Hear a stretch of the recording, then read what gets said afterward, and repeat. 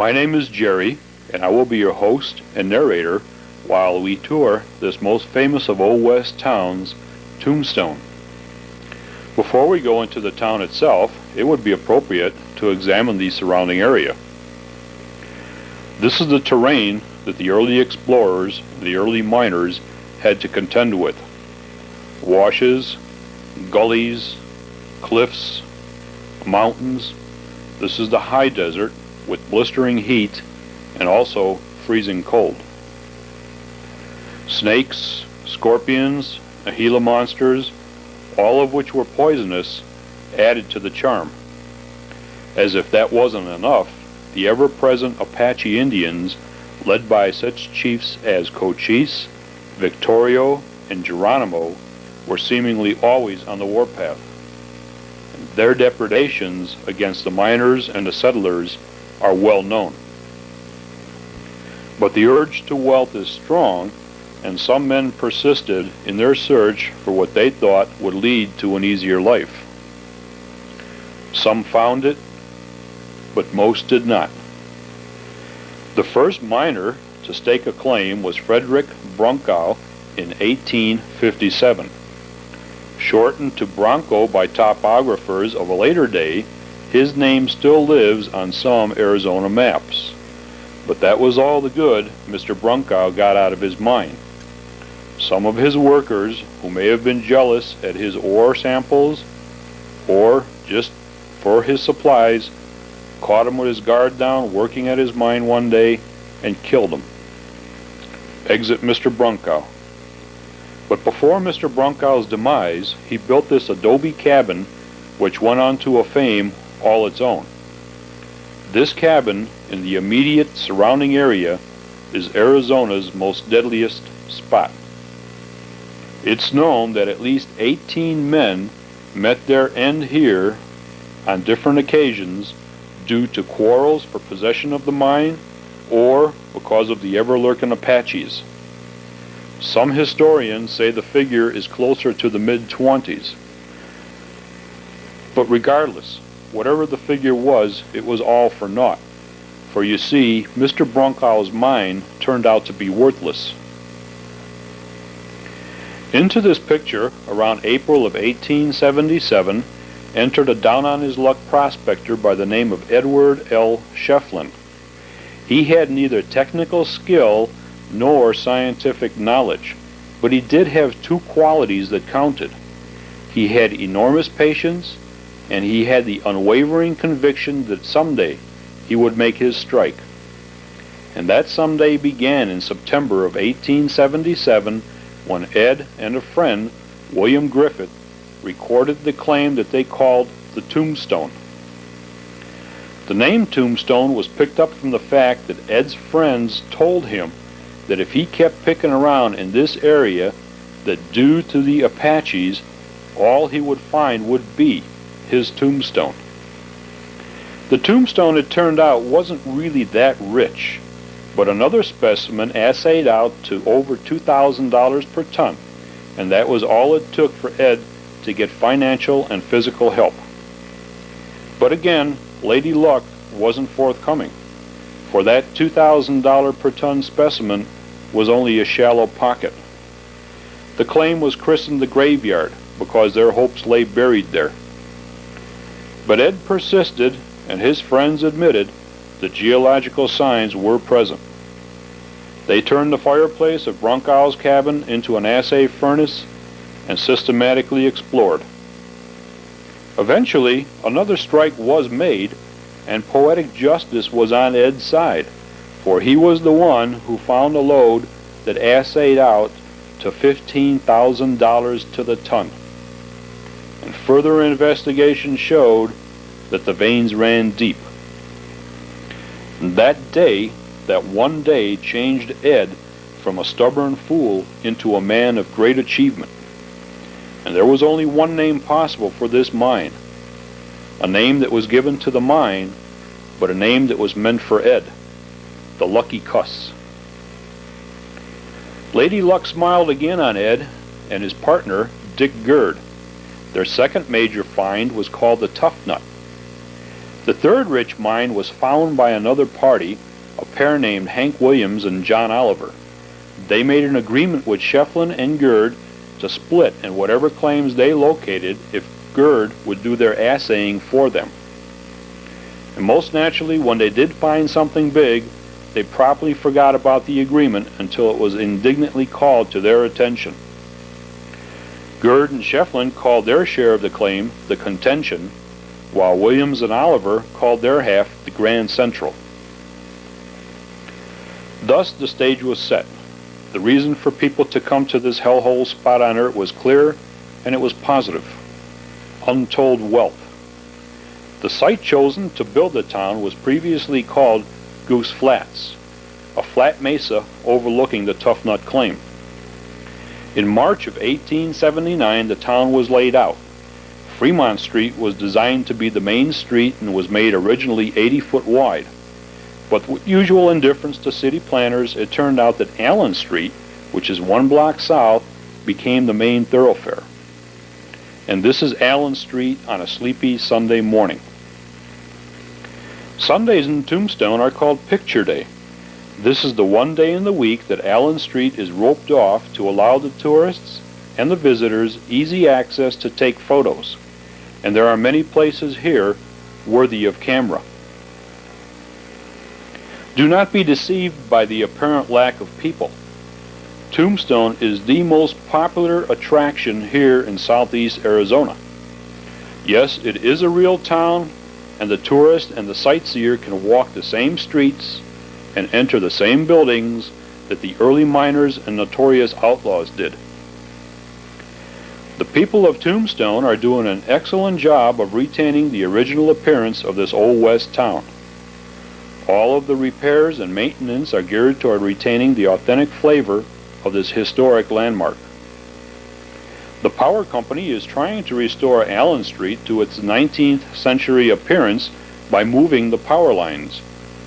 But that's kind of ironic because Allen Street was one of the first streets in Arizona to be electrified. Not all of the famous buildings are located on Allen Street, though. Boot Hill Cemetery, St. Paul's Church, Shefflin Hall, the courthouse, and many others all surround the main site. While we walk up Allen Street, we'll take a look at some of the buildings, and I'll tell you what they were back then. You must remember, though, that since Tombstone is a living town and not a ghost town, that the building's uses have been changed to fit new needs. This was the old Wells Fargo building until 1888. Wells Fargo not only carried express, but it was a banking house and it carried mail. Wyatt Earp was employed as a shotgun or a guard for them, and the job was taken over by his brother Morgan when Wyatt became deputy sheriff. Jacob Meyer's clothing store. It was from here and behind this building that the Huachuca Water Company was being built when enemies of the Earps stood in these shadows and shot Virgil Earp as he crossed the street from the Oriental to the Crystal Palace. The shooting was in revenge for the OK Corral shootout. The original building burned in 1942, and this close replica was put up in its place since then. The Oriental Saloon was a center of action for Tombstone. Wyatt Earp was a partner in this business and sometimes dealt faro here. This was a hangout for his friends, and it was the scene of at least 2 killings. This was at one time Hatch's billiard hall. It was here that Morgan Earp was shot and killed while playing pool. And the killing of Morgan also was in revenge for the OK Corral shootout. Morgan was carried to a couch in the card room where he died. Within a week following Morgan's death, 3 men believed implicated met death at the hands of the Earps. The Can Restaurant. This was owned and operated by Kwong Kee and Ah Lum. Mrs. Lum owned most of the Oriental population here lock, stock, and barrel, and was a very powerful person among the Chinese. Tombstone at its heyday had a large Chinese population, and they were used to afford cheap labor for the mines. Quang Ki was a very colorful person, greatly loved by all of Tombstone. This building, which is now the Visitor Center, was one of Tombstone's first banks. It was founded by a Mr. H. Solomon. Although not on Allen Street, this little-known building is passed by unnoticed. This was Virgil Earp's home. Also, from time to time, his brothers Wyatt, Warren, and James lived here with him. It has been restored, is excellently maintained, and it is now used as a private residence. Our first stop is St. Paul's Episcopal Church, which is the oldest Protestant church in Arizona, still on its original site, and it is one of two buildings in Tombstone that is still used for its original purpose. The first resident minister, Reverend Richard C. Talbot, lasted only 2 months, leaving in late 1881. He was replaced by Endicott Peabody, who arrived in January of 1882 after only 3 months in the seminary. The only assets then was this lot on 3rd and Safford and a rectory about 7 blocks away. Construction of the church was started in early 1882, and the first services held in the church was on a Sunday morning in June of the same year. The men of the parish baked the adobe in the sun, and the timbers used were hauled in by wagon from the Chiricahua Mountains. That feat in itself was extremely dangerous, considering the Chiricahuas was a stronghold in the heart of the Apaches. The interior is original, being 90 foot long, 28 foot wide, and able to seat 150 people. Original cost has been put at approximately $5,000. The door on the right side of the altar was installed in 1910. Its use is to allow women of the altar guild access to the altar, since women at that time were not allowed to walk on the altar rug. Also behind that door is a trap door that leads to a stone cellar. The cellar was built to take refuge in case of an Indian attack.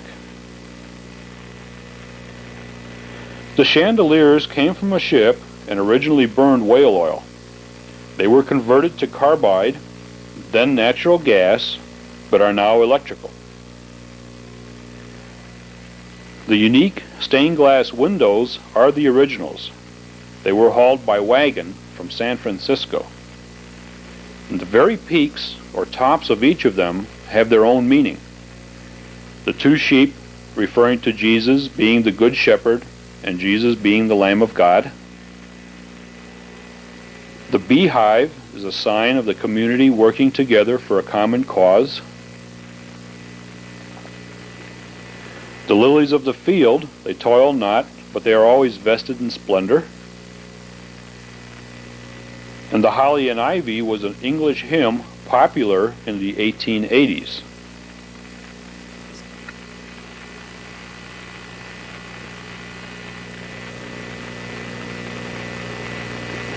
The original shake roof was replaced in 1976, and the bell tower was replaced after being struck by lightning in 1917. Down the street from St. Paul's stands the Aztec House, located on 3rd and Fremont. It was constructed in 1881 as a gentleman's hotel by the Arizona Trading Company, a group of California investors. The thick walls, high ceilings, and shaded patio provided comfortable living year-round. The Aztec House between 1881 and 1890 was home for a number of Tombstone's leading citizens. Most of the residents of that period were the professional men, doctors, lawyers, and so forth. It's also been surmised that the Earp brothers and other notorious people occasionally stayed at the Aztec House, but the Aztec House records have long been lost. From 1910 through 1967, it was operated as a boarding house for the locals and travelers alike.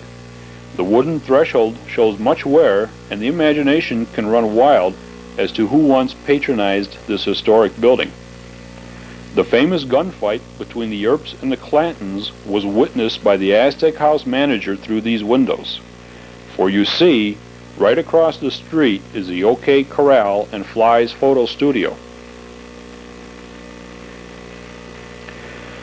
For now, we'll just tour Fly's studio and return to the OK Corral later. It was because of C.S. Fly's work that we today have pictorial records of Tombstone's turbulent times. Thousands of photos were taken by Fly during his few years in Tombstone, but many unfortunately were destroyed when his gallery burned to the ground. However, a good collection of his pictures now hang in the Fly Gallery, which has been recreated on the same spot. Testimony indicates that Fly was a spectator of the famous OK Corral gunfight, since his buildings adjoined the rear entrance to the corral. And why he failed to record this bloody incident will forever remain a mystery. Among Fly's photographic credits were Tombstone's Great Fire, which leveled most of the town, and the surrender negotiations between General George Crook and Chief Geronimo. Army personnel were awed by Fly's seemingly lack of fear as he moved among the Apaches, asking Geronimo and his warriors with them to change position, or to turn their heads, or to stand closer to improve the picture. The studio also contains the cameras that Fly would pack on his buckboard and use to record history. C.S. Fly died in October 1901 while in Bisbee and was buried in the Tombstone Cemetery. Strangely enough, photos of C.S. Fly himself are extremely rare.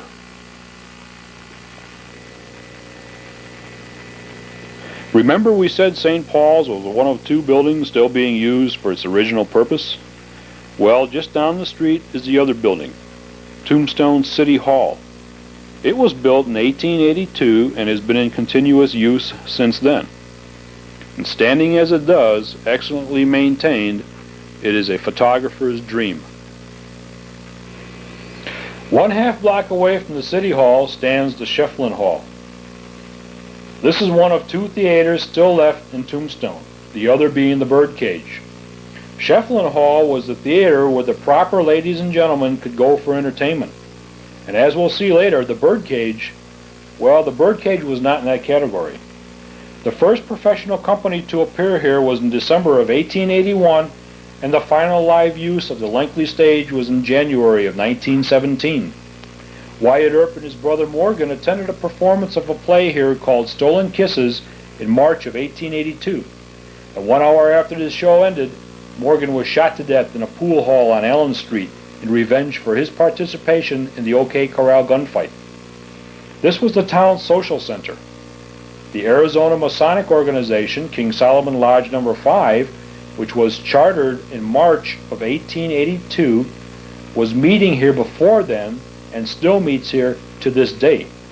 In September of 1963, Shefflin Hall was purchased by the Historical Tombstone Adventurers, a corporation formed to preserve and restore some of the landmarks in this famous town.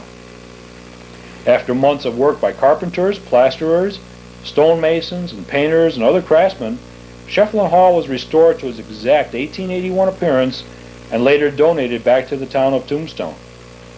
It is also the largest adobe building in the United States. Tombstone had a few newspapers publishing in town. The Nugget and the Tombstone Prospector and the Tombstone Epitaph come to mind. And the only one that is here with us today is the Epitaph. The Tombstone Epitaph was founded in May of 1880 by John P. Clum. It presently circulates a monthly journal having to do solely with the Old West. And it is one of only two newspapers that still print using hot metal. The building that the Epitaph is located in is one of the few buildings that was not damaged in either of Tombstone's two great fires. The Epitaph moved to this building in 1929, and originally this building was a miners' exchange and a union hall. Inside, we can see the original printing press that was used to start the epitaph, and it's in such fine condition that it still could be used to this day. Next to the press are the last 4 pages of type that were used when daily printing ceased. And next to that are trays of block print that were used when the type was hand set. It was W.H. Kelly, then the editor, who wrote the motto now world famous, "The Town Too Tough to Die," as his answer to predictions that Tombstone would not survive the closing of the mines nor the moving of the county seat from Tombstone to Bisbee in 1929. The epitaph currently offers for sale a reprint of the direct testimony of the hearing of the Earp Clanton shootout at the OK Corral. The hearing was to determine if the Earp brothers and Doc Holliday should be tried for murder. It makes very interesting reading and gives an excellent insight to the shooting. And just down the street from the epitaph is the famous Crystal Palace Saloon. The Crystal Palace was built in 1879 and was the most popular and elegant of Tombstone's 110 licensed saloons. Originally called the Golden Eagle Brewery, a more fitting name was needed, and the name given was the Crystal Palace. This was the place that the elite of Tombstone came for fine liquor served in the best of stemware, honest gambling, and sedate, nice entertainment. And this possibly was what some entrepreneurs wanted to see reflected into the town. In its day, there was no place between New Orleans and San Francisco that could match this saloon. The doors of the palace were always open, and through them passed Tombstone's famous. People with names like Bat Masterson, John Slaughter, the Earps, Doc Holliday, Johnny Ringo, and a host of others called the Crystal their home away from home. The Crystal of today is the Crystal of yesteryear. Its appearance today is just as it was then, and it also is one of the few survivors of both of Tombstone's great fires. The travelers of today can indulge here as did the travelers of yesteryear. This is but just one of the many watering holes here on Allen Street today. And if this was too tame for your tastes, you could always cross the street and go down 1 block and get whatever your pleasure was.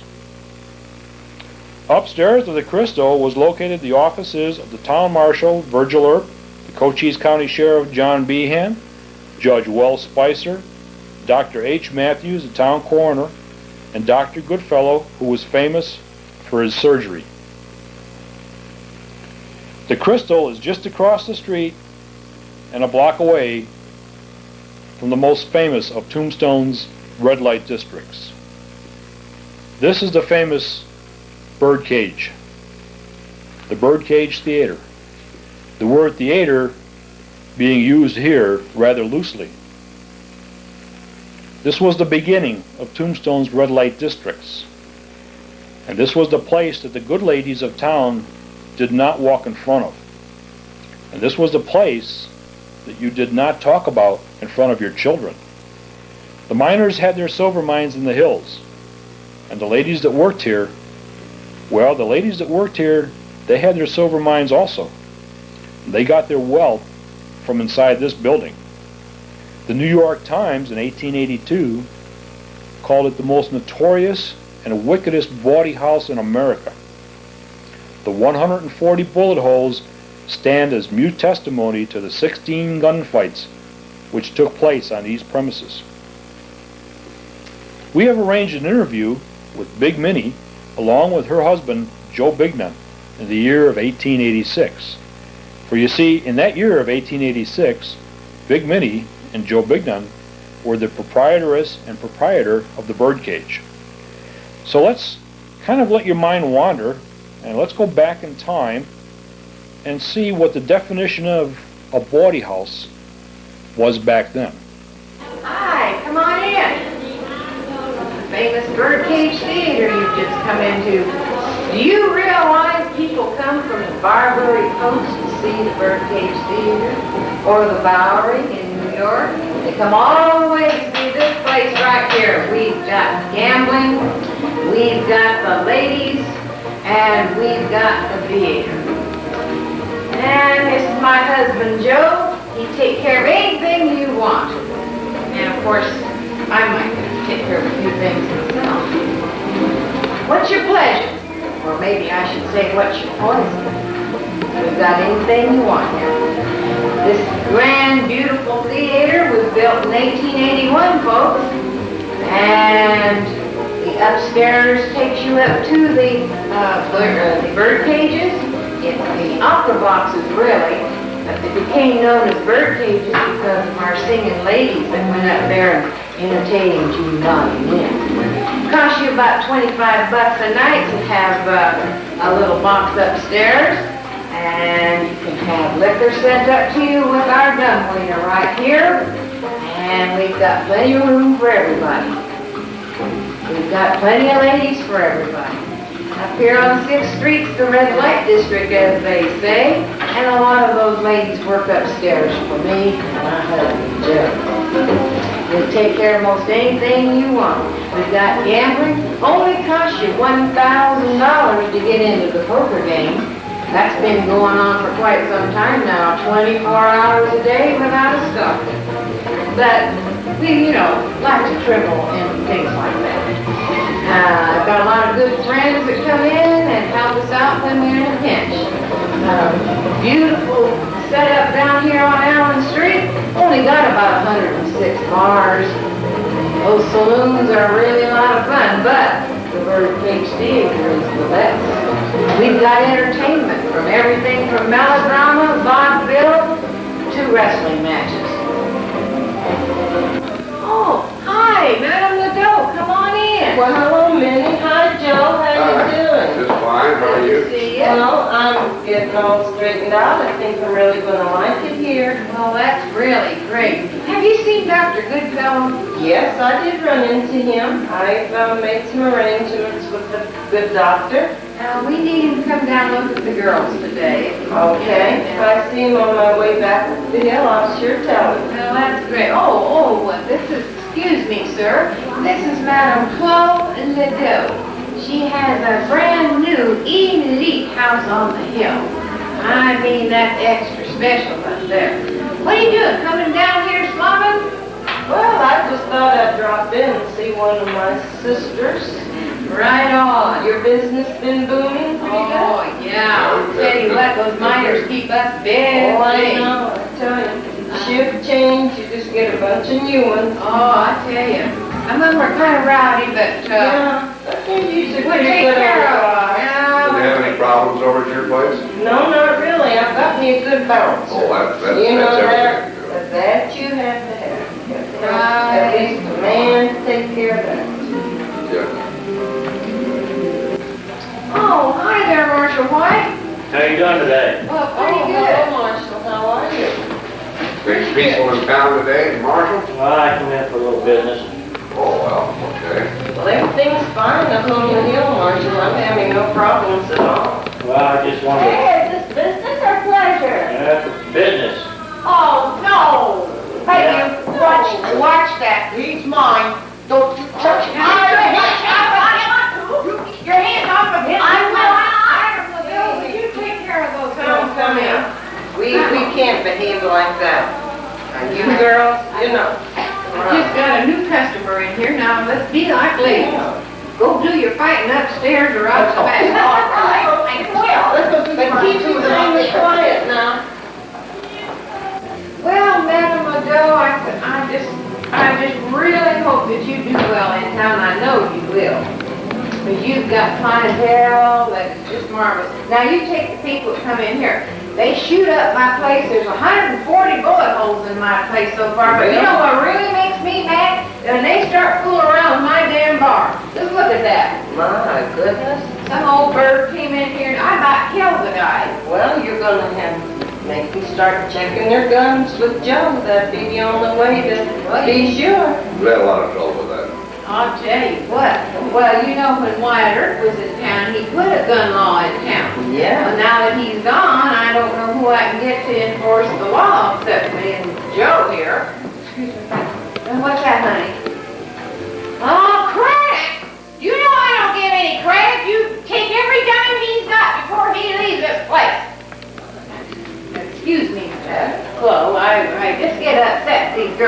want to give credit to these guys. I mean, credit? You don't ever get credit, Oh, do you? no. Hi, dang.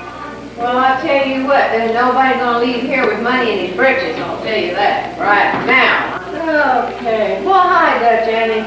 I hope that little skirmish didn't bother you too much. Oh, no, of course not. Oh, excuse me, this is Dutch Annie. This is one of the most famous girls in town. We all love her. Yes, All the miners love you and all the I prospectors. take care of a lot of them. That's right, we're like mamas here, aren't we, honey? Take care of all our men folks. Sure we do. Those old ladies on Fremont don't know what it's all about. Yes, for sure. I mean, we came when the Indians were here, no water, nothing. No, nothing. And they come whenever the town's all built up. Then they look down their nose at us. Yeah. Well, they just stay over on Fremont. I don't want them over here anyway. Yeah. Now, come on in here, honey. This here's Lizette. Lizette came here with a carnival, and she's quite a trapeze artist. But she found out how much money Dutch Annie was making here, and she said, to hell with that, I'm going to work here. And we're just so proud to have you girls. I mean, you get into it now and then, but that's all right. That's all right. Well, you can't really have too many drinks and get up on that swing. You just, No. not too good. No, I understand. Oh, well, I'll tell you about another lady that was here in the Birdcage Theater. This is Fatima, Little Egypt, the original Little Egypt, the first nude belly dancer in the West. This little lady's picture hung in just about every saloon in the West, and it still is as far as I know. And unfortunately, there's 5 bullet holes in this painting. And again, I just can't control these cowboys and miners that come to town. And when they come to town, of course, they want to go up these stairs here. These stairs lead to the bird cages, and that's where the ladies are. And the ladies make about $25 an evening upstairs. And the miners, well, sometimes they come, because they only make $4 or $5 a day, but they save their money, and they go right up these stairs here to get to the balconies, which are the bird cages. This little bridge right here takes the cowboys and the miners from one side of the building to the other, and to get from one side of the bird cages to the other. And they call it the catwalk. I just don't understand that, but that's what they call it. The catwalk was a famous bridge of the Birdcage Theater. We had 7 bird cages on each side of the theater, facing the stage. And when you wanted to have an intimate conversation with your customers, you just closed the plush red velvet drapes that covered the front of the box. And if you wanted to watch the show below, or the gambling, you just opened the drapes again. Oh, I tell you what, we have a good time here at this old Birdcage Theater. Well, I hope you all had a good time while you were here in this establishment. The Birdcage Theater welcomes you to come anytime you want to. We're open 24 hours a day.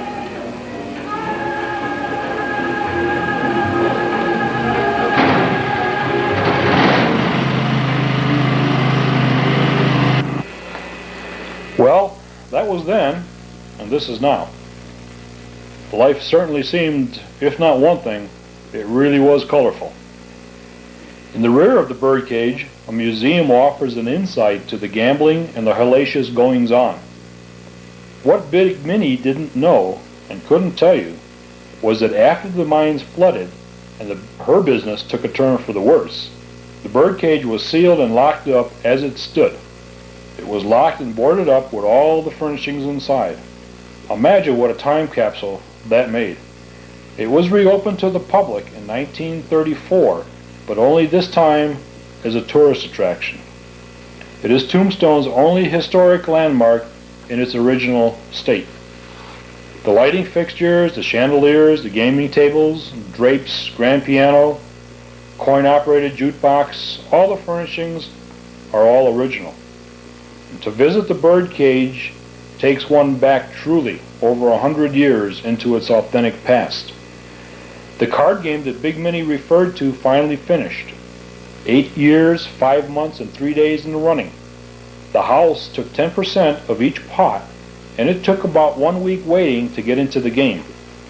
The house's share amounted to well over $1.25 million.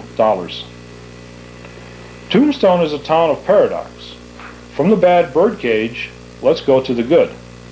And Tombstone had its share of good people, and probably the most renowned was the angel of Tombstone, Nellie Cashman. She was 29 and single when she came into this booming silver camp in 1880, seeking her share of the wealth. But her open heart and her open arms got in her way. She was generous almost to a fault, helping the sick and caring for the injured, and grub-staking a miner down to almost her last dime. She purchased this building and turned it into a hotel, a restaurant, and general place to come if you were down and out. She stayed in Tombstone 17 years, all the while earning the respect and admiration of both the good and the bad alike. It was a sad day for Tombstone when in 1897 Miss Cashman left to seek her future in Dawson, Northwest Territory. Nellie died in a British Columbia hospital of pneumonia, and her remains rest in the Catholic Cemetery at Victoria, British Columbia. Just down the block from the Cashman Building, we come to something that made the Guinness Book of Records. This is the world-famous Rose Tree and Museum, which has the world's largest rose bush growing in the patio. Although the building has undergone different names, it has been used primarily as a boarding house from 1880 to about 1951. It also contains, besides the rose tree, a splendid collection of Tombstone's past. One can sense the lifestyle of the middle to upper class people through the fine examples of furniture and houseware that date back to the 1880s. But of prime interest is the over 7,000 square foot rose tree. The rose is an English rose called the Lady Banksia, and it was planted in the fall of 1885. It covers the entire rear patio and a major portion of the yard. It blooms in the month of April and is truly a sight to see with its thousands of small white roses. It is called the world's largest by the Guinness Book of Records. Every year, several truckloads of brush are pruned from the tree. And neither words nor pictures alike can do justice. It is truly spectacular. From the famous rose tree, let's go to the old courthouse.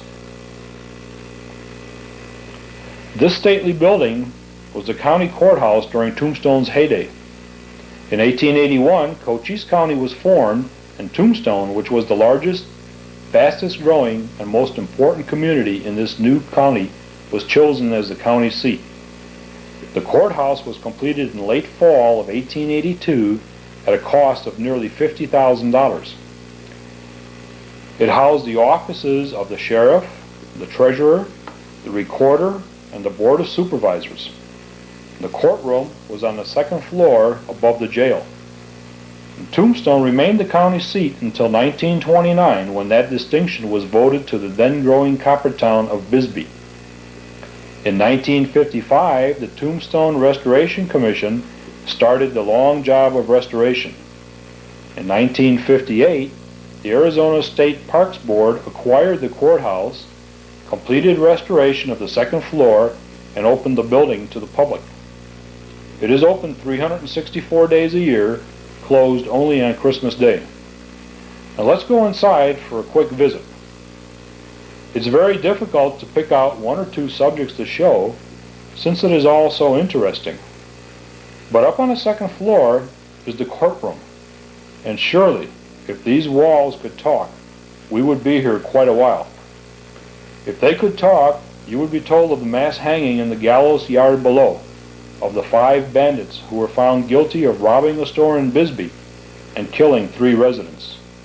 The hanging took place in March of 1884. In November 1900, the brothers Thomas and William Halderman were given the dubious distinction of being the last to hang here. And they swung together on that date for the slaying of a deputy sheriff. We can also view the jails where the offenders were held, and judging from their size, they were not too comfortable. This wagon was used by the county surveyor. He tied a rag on the front wheel and determined the distance of one revolution. And he would then ride in the wagon, an assistant would count the revolutions. From that, the length of distances could be measured, and as crude as it was, that's how the surveying was done. Also within the courthouse are various examples of everyday life in Tombstone of yore. It is a fine place to visit, since it captures almost all of the aspects of early life here. Across the street from the courthouse is a line of houses that was then the lawyers' offices. And back then, it was called Rotten Row. And the name probably reflected what the locals thought of the lawyers then. But the buildings were appropriately located. They're just across the street from the courthouse and not too far away from the saloons, where the action was and future clients could be found. Speaking of where the action was, let's go just up the street to the location of the most famous gunfight of the West. This is probably the most famous spot in Arizona, and it definitely is the most written about. This is the OK Corral. It is associated and closely tied to the famous gunfight between the Earps and the Clantons through less than accurate Hollywood movies and some novels. And I say less than accurate because you see, the gunfight at the OK Corral never took place in the OK Corral. The actual place it happened was up Fremont Street outside of the corral. But in writing or dramatization, the gunfight at the OK Corral sounds a whole lot better than the gunfight in front of Fly's photographic studio. But that's just nitpicking, so let's go see this famous spot. This has been painstakingly rebuilt and maintained to be as authentic as possible. The stables were originally built by John Montgomery in 1880, and it was the most complete and best equipped in town. In here was a complete blacksmith shop, stalls for horses and wagons, a place for teamsters to rest, and a sheltered fireplaces for cooking. And to the side of the stalls was another smaller corral or trap where horses could browse or roll in the soft dirt. The corral has large gates that open both to Fremont Street and Allen Street, and one could rent a horse here or a buggy, have horses shoed, buggies repaired, and tack or saddles made or maintained. But as previously stated, this place isn't well known for that. It is famous for the shootout that took place nearby. Although lasting only 30 seconds or so, it spawned a controversy that has lasted over a century. And we don't attempt to shed any new light or offer new facts or to settle the issue. The issue will never be settled. We'll just see how it may have happened on that fateful October 26, 1881 afternoon. The cowboys in this scenario were Billy Clanton, Ike Clanton, Tom McLaury, Frank McLaury, and Billy Claiborne. The term cowboy, as used back then, was applied to someone who broke the law once in a while on a rather smaller scale, like cattle rustling, horse rustling, stealing, drinking, and shooting up the town, maybe a little robbery now and then, just general hell raising. The law and order was represented by Marshal Virgil Earp, who had deputized his brothers Wyatt Earp and Morgan Earp, and also their close friend was with them, Doc Holliday. The law in those times didn't always follow the straight and narrow. You must remember that these were tough times in a tough town, and being second best didn't count for anything except a one-way trip to the cemetery. And it's safe to say that maybe the Earps weren't the upstanding citizens that they are portrayed as. And as far for Doc Holliday, he was a very accomplished drinker and gambler, which meant that he had to be very good with the gun. As far as being a doctor, well, he probably couldn't have made much of a living from dentistry alone. Up until this point, a lot of different circumstances led to bad blood between the cowboys or outlaw faction and the lawmen, or more specifically, the Earps. Nobody is really sure of why the shootout occurred. All the bad feelings were probably brought to a head by the pistol whipping received by Tom McLaury from Wyatt Earp earlier in the day. It was a little after 2 p.m. on a windy October afternoon of the 26th in 1881. The Clantons were grouped on Fremont Street. Some people say they were minding their own business. Some people say they were preparing to leave town. Well, neither of the two happened. As Sheriff Behan was talking to them, supposedly trying to disarm them, onto the scene walked the Earps and Doc Holliday. And Behan could feel trouble brewing and walked to the Earps to talk. But by now, it had already gone too far. Time stood still for a few tense moments, words were exchanged, and no one knows who drew first.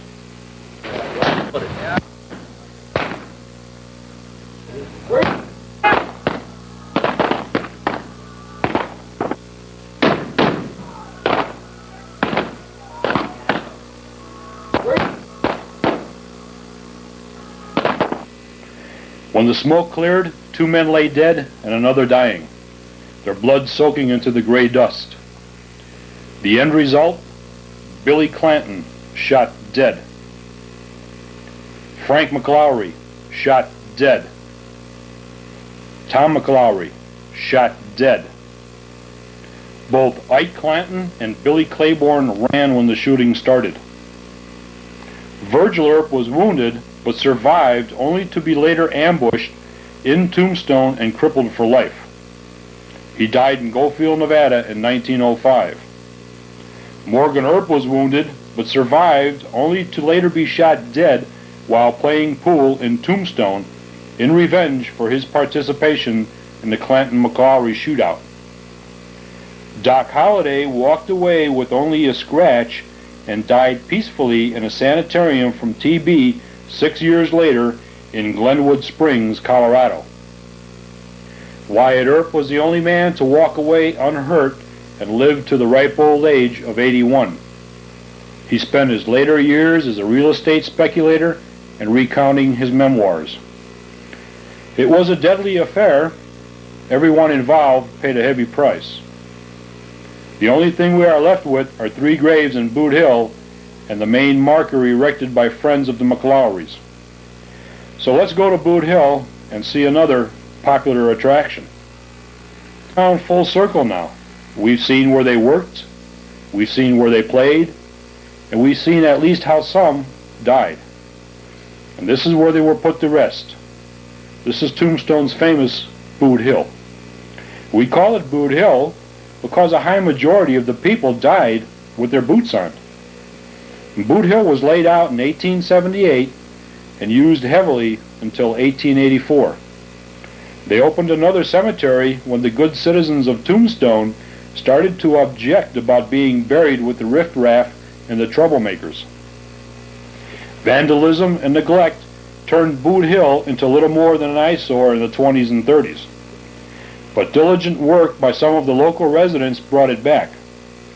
There are over 250 documented graves here, and these have been painstakingly refurbished and their true locations verified. We have arranged a little tour through this spot, and our narrator will be Mr. Martin DeVere. Marty and his wife Carrie are the proprietors of this famous property. So let's sit back and hear a little of the stories that were the background that put some of these people here. What you're looking at is part of the San Pedro Valley that surrounds much the area north and west of Tombstone.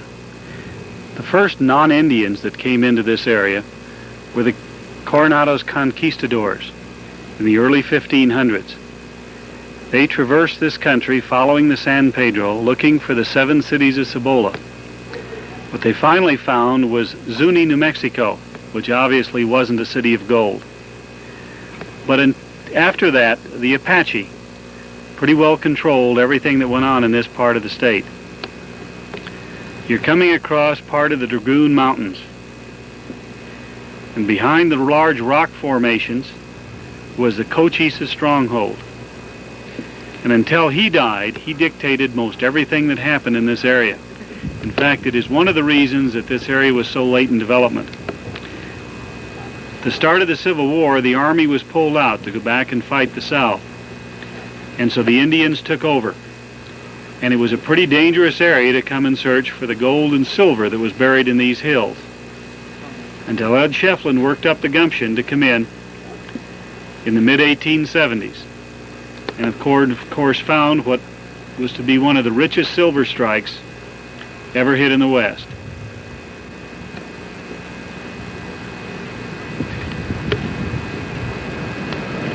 Okay. This is Martin DeVere, the proprietor of Boot Hill Cemetery in Tombstone. We are now scanning the Chinese section of Boot Hill Cemetery. This was one of the 5 original sections of the cemetery. And we're going to come to the first grave of Mrs. Ah-Lum, or China Mary, as she was known in those days.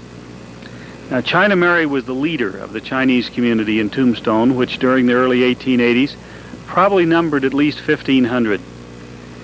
She was known to be a member of what was called the Tongs, more or less the Chinese mafia in Hong Kong. And through that, she controlled everything from the laundries to the opium dens to the girls of the evening that were Chinese, and just about everything else. If you needed something from the Chinese community, you contacted China Mary. Now you see her name was also Mrs. Ah-Lum, and right next to her grave to the left was her husband's partner behind the Okatia fence, Kwong Ki. Kwong Ki was a rather wealthy restaurateur in southern Arizona. At one point he owned 4 restaurants and boasted of the only fresh seafood outside of the coast of California at that time. He was brought in from the Gulf of Lower California under wet tarps to keep them cool in a long 2-day wagon drive. Now, Kwong Ki actually died in poverty and was buried for just a few days in a pauper's grave in Bisbee, Arizona in 1938. But when the people in Tombstone learned of his demise and what had happened to him, they immediately had him interned and the remains shipped back here to Boot Hill so he could be with so many of his friends and customers and contemporaries of the early 1880s. Something people often notice about Boot Hill is the large number of unknown markers in the graves. These people are those that they didn't know who they were when they buried them. It isn't a case of having lost their identity. In those days, mining was a very hazardous industry, and so many people were killed. People didn't carry Social Security cards or driver's licenses in those days, and oftentimes only went by a first name and had a habit of changing their names quite often. So consequently, many of the people that we buried that were found in the desert or found here in the hills just had to be marked as unknowns. We are now coming over to one of the original markers in Boot Hill, that of Mrs. Stump. You see the ornate ironwork that surrounds her grave. There were at one time 4 graves that had this type of ironwork, but the other 3 were taken during the Depression years of the 30s. Mrs. Stump was not a famous character, but her husband had that erected for her when she died. She actually died in childbirth from an overdose of chloroform. And as far as we know, there was never a malpractice suit filed.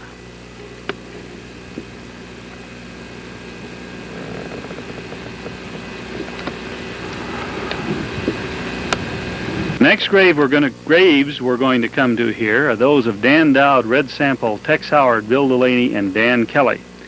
It says legally hanged March 8, 1884. Remember that legally because it is significant. These were hung at the courthouse in Tombstone. They committed what is known as the Bisbee Massacre. In December of 1883, they held up the Goldwater Castaneda store in Bisbee, killed several people in the process, including a young woman and her child. They were caught up with in due time, and when they were, they implicated another man, where we will go now. That other man was John Heath, and John was actually the leader of this gang. You'll notice that he was taken from the county jail and lynched by the Bisbee mob in Tombstone on February 22nd of 1884. Well, John Heath thought up the robbery but didn't actually take part in it. But because of his implication, he of course was to be tried with the other perpetrators of the crime. Now, John Heath petitioned and received permission to have a separate trial, which probably was good thinking at the time, because at his trial, because he did not take part in the actual robbery, he was given a 20-year sentence in the Yuma Penitentiary, a sentence which he was never allowed to complete, because bright and early on the morning of February 22nd, a mob from Bisbee rode over to Tombstone, broke John Heath out of jail, and strung him up to a telegraph pole. Now, although Tombstone didn't condone lynching in any way, the county coroner, Dr. Goodfellow, had a sense of humor and also didn't want to get into too much trouble in Bisbee, so he put on John Heath's death certificate that he died of emphysema of the lungs, possibly caused by strangulation, self-inflicted or otherwise.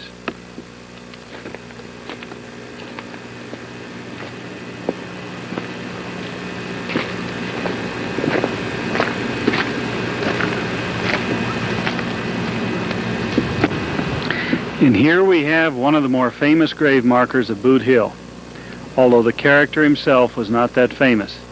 Here lies Lester Moore, 4 slugs from a .44, no less, no more. Lester was a clerk for Wells Fargo, and one day a man came in by the name of Dunston to pick up a package. The package was damaged, and they got into a big argument over who was responsible for that damaged package. Now, it got so heated they drew guns. And actually, Dunston died from the one shot Lester Moore hit him with. But it took 4 shots from Dunston to kill Lester. And one of Lester's friends made up that saying on the grave marker. And it has lasted through all these years. And I say, has become one of the most famous in the country. There are several suicides in Boot Hill, and this is just one, Verone Cray. Many of the suicides were women, and they were ladies of the evening, of which Tombstone had quite a number. In 1881, they licensed over 800 prostitutes. That, of course, was probably not the best business to be in, and suffered many psychological disadvantages, and one of those led to suicide. Here we have William Claiborne, shot by Frank Leslie, 1882. Billy Claiborne, who was at the gunfight at OK Corral, but ran when the shooting started, liked to be called Billy the Kid. He obviously was not the famous William Bonney of New Mexico, but when he first came to this area in Arizona, he was just a kid, and came with Texas John Slaughter, and worked for him on his ranch. He fancied himself quite a gunman, which he really wasn't. And he met his match when he came up against Buckskin Frank Leslie. Buckskin Frank Leslie was a gunman.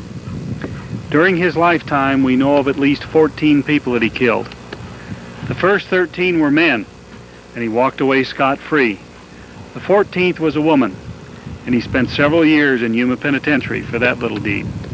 As I mentioned earlier, Tombstone had a large number of ladies of the evening, or soiled doves, and here is but 2 of them.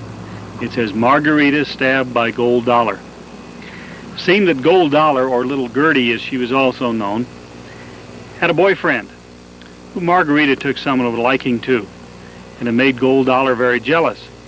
Gold Dollar worked at the Crystal Palace, and Margarita worked down at the Birdcage. Well, one evening, Gold Dollar's boyfriend decided he wanted to go down and play a little cards at the Birdcage. Gold Dollar said, "Fine, but stay away from Margarita." Well, during the course of the evening, Gold Dollar took a little break from her job at the Crystal and decided to see how that boyfriend was doing at the poker tables. Well, just as she walked in, Margarita had just sat down on his lap. Gold Dollar, without saying anything, withdrew a knife from her garter belt, went over and stabbed Margarita to death on the spot. Because of the mores of those days and the type of people they were, there was never even an inquest.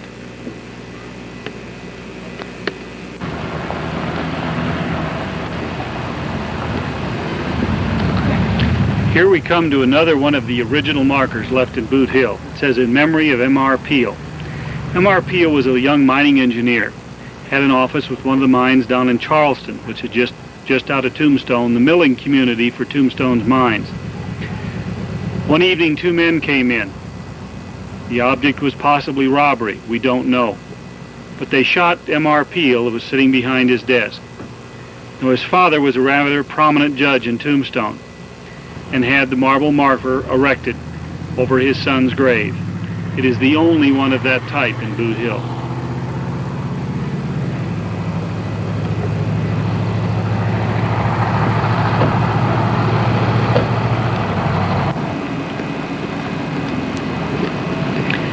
Here we have the Haldeman brothers, another pair of young men that were hung at the courthouse. The Haldeman brothers committed a train robbery on this train just out of Tombstone. They were two young men aged 18 and 20. There was no doubt about them committing the robbery, but their trial was taken all the way to the U.S. Supreme Court because they were sentenced to be hung. The youngest Haldeman brother, being only 18 at the time of the robbery, was being used as an excuse not to hang a child. They were hung, and the final reasoning was one of the people that they killed during the train robbery was a young boy, 16. They thought if he was young enough to die that way, Haldeman was young enough to die by hanging. John Hicks and his brother came to Tombstone in the early part of mining in 1879. They were two young boys from the East, didn't have too much experience in anything, and John got into a fight with the superintendent of one of the mines. He lost because the argument ended in John Hicks being shot. His only real claim to fame is he is the first person buried in Boot Hill.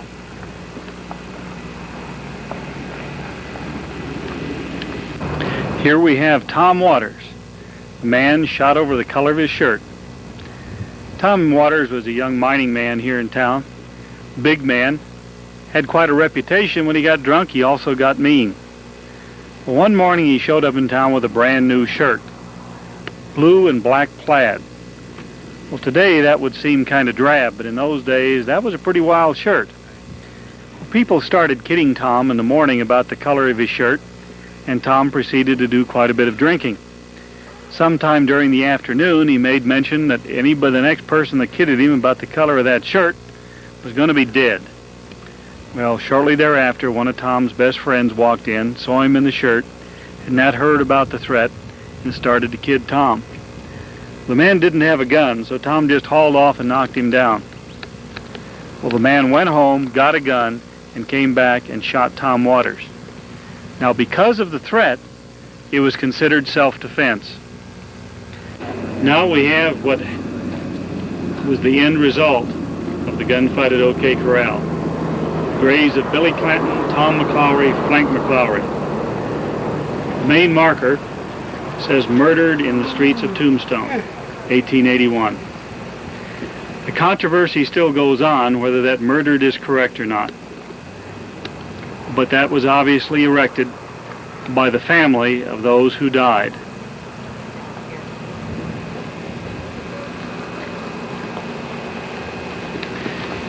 Now we will go over to the left and see another character.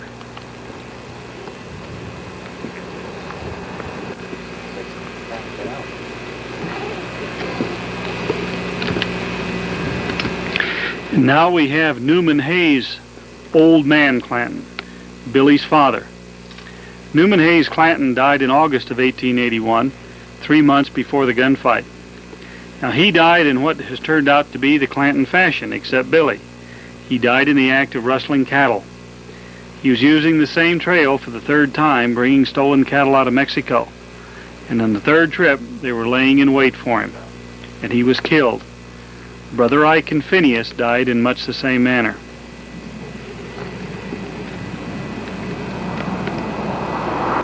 Here we have another character who has a grave marker that was more famous than he was, Frank Bowles. And it says, "As you pass by, remember that as you are, so once was I. And as I am, you soon will be. Remember me." Frank Bowles was a rancher, and actually out on the range one time he broke his leg. He didn't come in and have it taken care of. Gangrene set in, and it wound up killing him. Now, this saying is not peculiar to Boot Hill alone. It first appeared in this country in some cemeteries on the East Coast, and as we understand before that, a much longer version in England.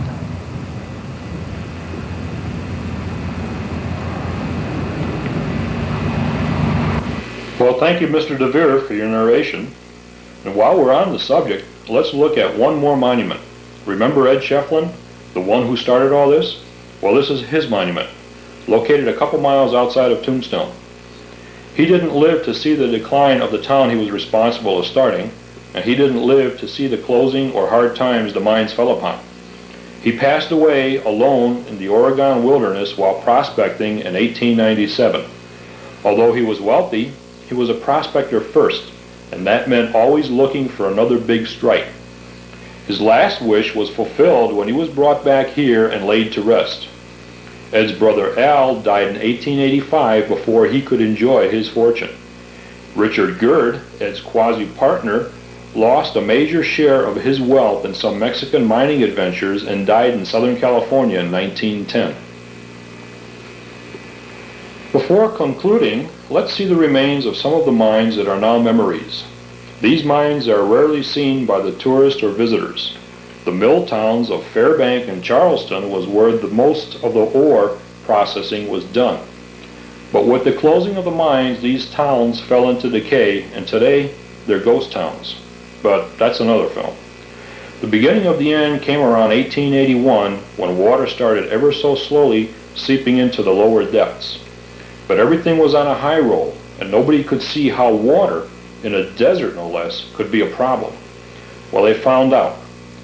As the miners dug deeper, the water flowed faster. To add to the problem, there came crippling, violent strikes, 2 disastrous fires, and finally the coup d'etat, a white scare, the silver crisis of 1893 and 94. The price of silver dropped like the proverbial rock. By the mid to late 1890s, the boom had bust. A few stuck it out, and time to time efforts were made to pump out the water. But the low price of silver made these efforts futile. By 1910, it was all a memory. But the mines in Tombstone never played out. They died rich in silver. And some old-timers around here say that the mother lode never was hit, that they were only following the veins to the main body when they hit the water first. Total dollar production has been estimated at between $30 to $40 million.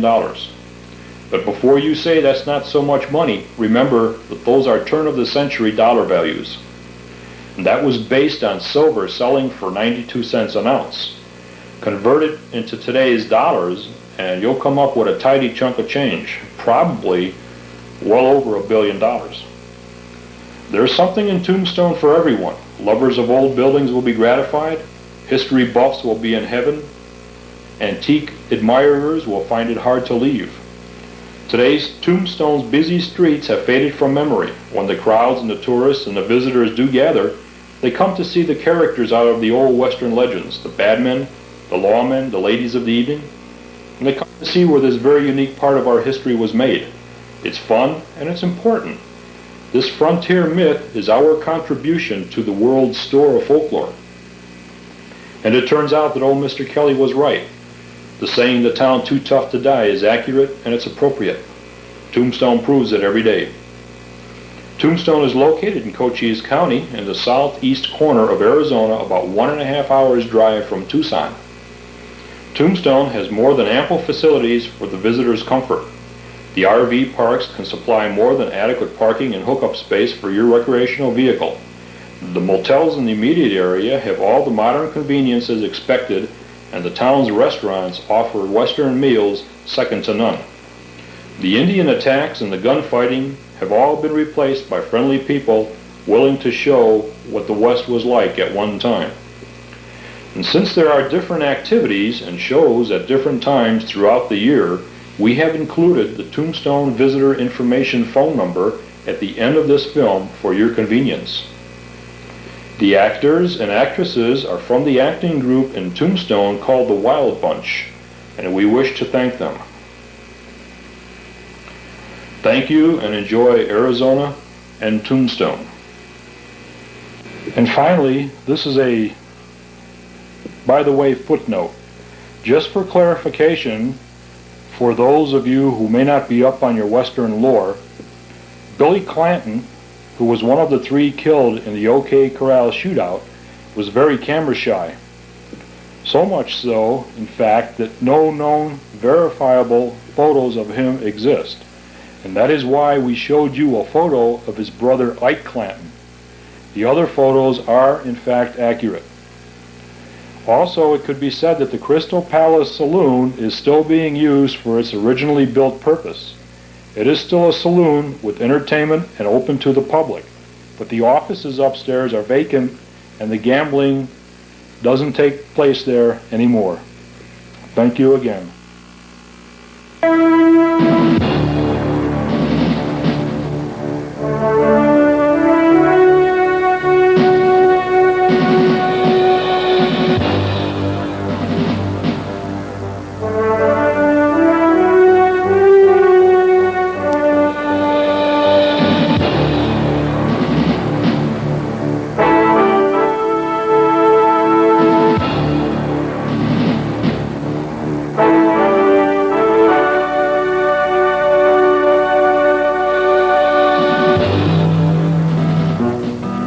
South and the east of old Tucson town, wild and free the Apache once roamed. Geronimo, Victorio, Natchez, and others had made this cruel desert their home. Fighting soldiers, intruders, the hardships of life taught their children they never should cry. And the legend grew up all around them. It was said they were too tough to die. A prospector, Ed Shevlin, came west about then, and he said he was looking for rocks. The troopers and miners laughed at him and said, "Son, you're in for a heck of a shock. If you head out looking in these hills, your tombstone you'll find by and by." But Ed never paid no attention. He thought he was too tough to die.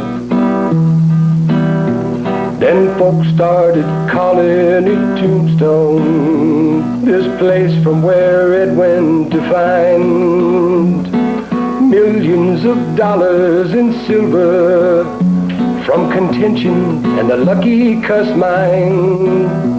So others believed and they staked out their claims like the Tough Nut and others. And why? 'Cause the thought of these riches like madness built a breed that was too tough to die. Too tough to die. Too tough to die. The year was 1877 when Ed Shevlin began working his claim off the Brunco mining area. It didn't take him long to find what he was looking for, and he filed 2 claims. One he called the Graveyard, and the other Tombstone, just about 6 miles west of the present site of the town. The estimated value of that mountain of silver was $85 million. Shevlin's claims, like others, were purchased by mining companies, and Ed made a bundle. But he eventually left this area and went up to Alaska and out to California, where he married. But he soon tired of the rich and easy life of San Francisco, and he gave away his millions, mostly to his family, and once again outfitted himself as a prospector and headed this time for Oregon.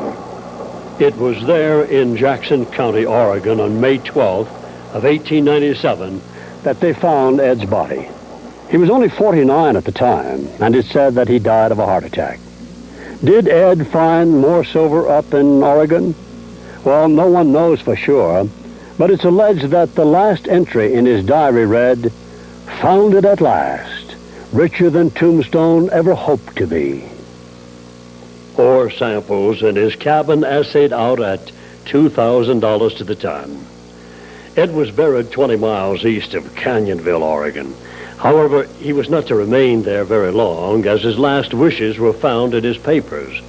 And they read, "It is my wish, if convenient, to be buried in the dress of a prospector, my old pick and canteen with me on top of the granite hills about 3 miles westerly from the city of Tombstone, Arizona, and that a monument such as the prospectors build when locating a mining claim be built over my graveyard and cemetery." And so, Ed Shefflin was laid to rest a second time, the people here giving him the largest funeral ever held in Tombstone to that time. So, Ed got his tombstone just as the soldiers had predicted, for that is all he wound up with. He's buried there in his flannel shirt, his miner's boots, his pick and canteen beside him. No money there. Remember, he gave it all away. And all that remains is his tombstone here in the hills that he loved to roam. And down below here where I walk is Ed Shefflin's other tombstone, the once flamboyant, violent settlement that Ed really had little to do with. Of course, you could say he gave it its name. There were up to 4,000 people living here in 1880. Today, that many people sometimes visit here in one day. But they don't come here to see Ed Shefflin's monument up there. No, sir. They come here to walk this street, Allen Street, and the others, where once walked the notorious gunfighters, the gamblers, the lawmen, the soiled sisters, the honest, hard-working miners, their wives, and their children. But mainly they come to see the site near the OK Corral, where 30 seconds of violence seal the historic fate of Tombstone forever. People like you come from all over the world to walk amongst the spirits of Wyatt Earp, Doc Holliday, Ike Clanton, John Clum of the Epitaph, Big Nose Kate, and the angel of the camp, Nellie Cashman. Tourists and historians come to step into the Birdcage Theater, where ladies who walk the shady side of the street entertain their guests in cubicle rooms that look down on the gaming tables. And they come here to have a cool beer in the famous Crystal Palace Saloon, where Doc Holliday and many others gambled, and where Virgil Earp had his deputy marshal's office upstairs. And they come to eat in Nellie Cashman's restaurant, and perhaps to stand in front of City Hall and the Cochise County Courthouse to take pictures. Then they might take a look at the house where Wyatt once lived, and the house Pete Spencer lived in 1881, and the rather sedate home of Virgil Earp. Then they come to read the headstones up here on Boot Hill.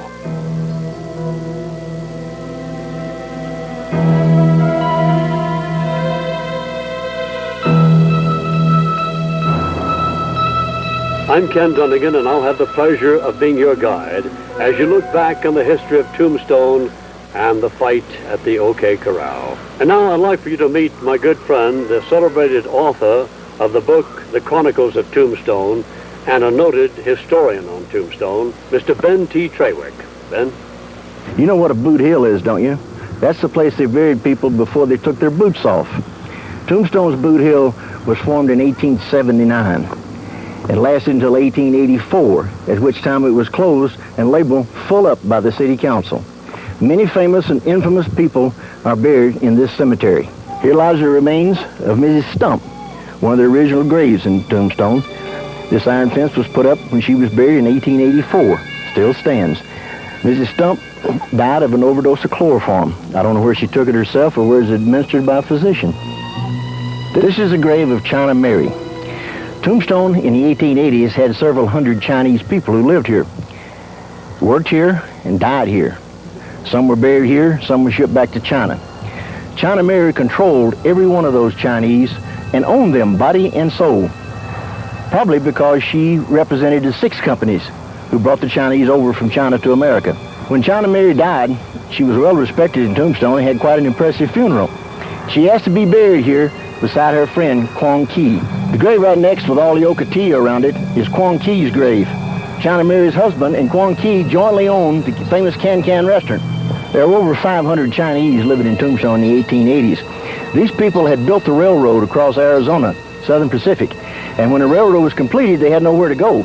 Some of them were assimilated into the Indian tribes, some moved into the towns down in Mexico, and some came to small towns like Tombstone.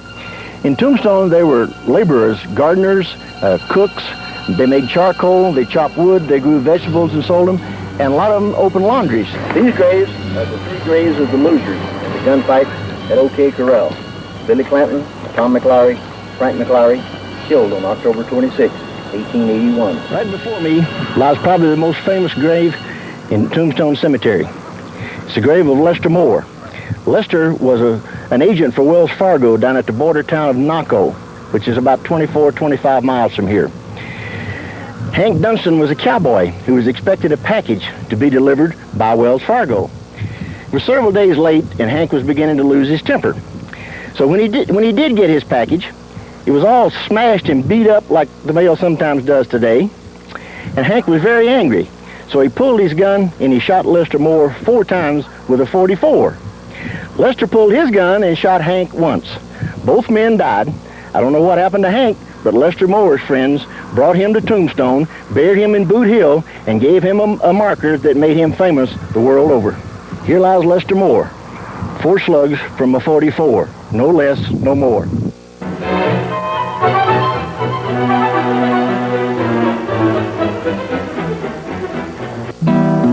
Now they're pushing up daisies and cactus here in the heights called Boot Hill. Except those buried elsewhere who've bitten the dust, Ringo, Wyatt, Doc, Behan, and Bill. In the end there were none who were too tough to escape from life's final goodbye, save Tombstone alone, where the legend goes on in this town that's just too tough to die. Oh, Tombstone's just too tough to die. Well, it's very true that Tombstone had some very interesting personalities running around here from time to time, and not all were outlaws, gamblers, shady ladies, or lawmen, yet they were the ones responsible for Tombstone's popularity, and ironically, its longevity as well, not to mention its notoriety. And it was the interplay of all these various personalities that went into what some consider the inevitability of what eventually would become known as the most famous Western gunfight of all time. There appears to be 9 major causes that led to the confrontation known as the gunfight at the OK Corral. First, and perhaps foremost, was the love triangle between the beautiful, sexy Josephine Marcus, Sheriff John Behan, and Wyatt Earp. Josie had been living with Behan, and Wyatt had brought Sadie Ann Blaylock to town with him as his wife. But when Josie and Wyatt took one look at each other, it was all over. Josie moved out of Behan's house, Wyatt left Sadie Ann, and Josie and Wyatt shacked up in a Tombstone hotel. The second incident was the killing of Marshal Fred White by Curly Bill Brocious on October 27th of 1880.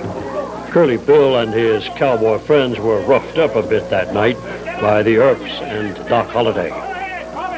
Politics was the third item that caused tremendous friction. Cochise County was formed in early 1881, and all county positions were to be appointed until the general election. Behan, who was a Democrat, and Wyatt, a Republican, both wanted to be the first sheriff of Cochise. Wyatt and Behan made an agreement which gave Behan the job, but seems Behan didn't live up to the promises he made to Wyatt. The fourth incident was the attempted stage holdup and murders of Bud Philpott, the driver, and Peter Rohrig, a passenger, near Contention City the night of March 15th of 1881. One of the culprits was captured by the Earps. He was placed in Sheriff Behan's custody and was promptly allowed to escape. Now, along about this time, Wyatt made a deal with Ike Clanton, I mean, making a deal with Ike was like making a pact with the devil himself. Ben Trawick tells us about this unusual deal between Wyatt and Ike. Wells Fargo offered a reward of $3,600 for the men who had held up the stagecoach and killed 2 of the men on it. Wyatt Earp made a deal with Ike Clanton to entice these people to where he could arrest them. He offered Ike the reward, and he would take the glory of arresting him because he wanted to be elected sheriff the next year, and such a move would certainly put him in the right spot for it. Yet another contributing factor, the fifth incident, was the ambush and killing of Old Man Clanton, Ike's father, along with Charlie Snow, Dixie Gray, Billy Land, and Jim Crane. It happened in Guadalupe Canyon in August of 1881.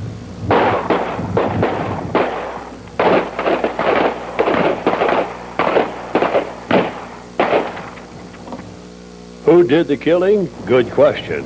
Ben Trawick explains. They were ambushed, supposedly by Mexican soldiers from Fronteras.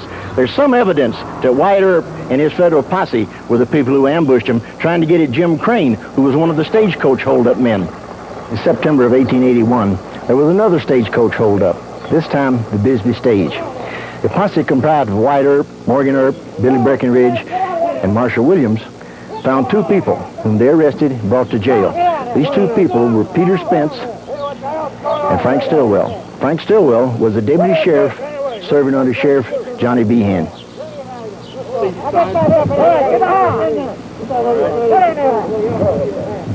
Let's go, let's go.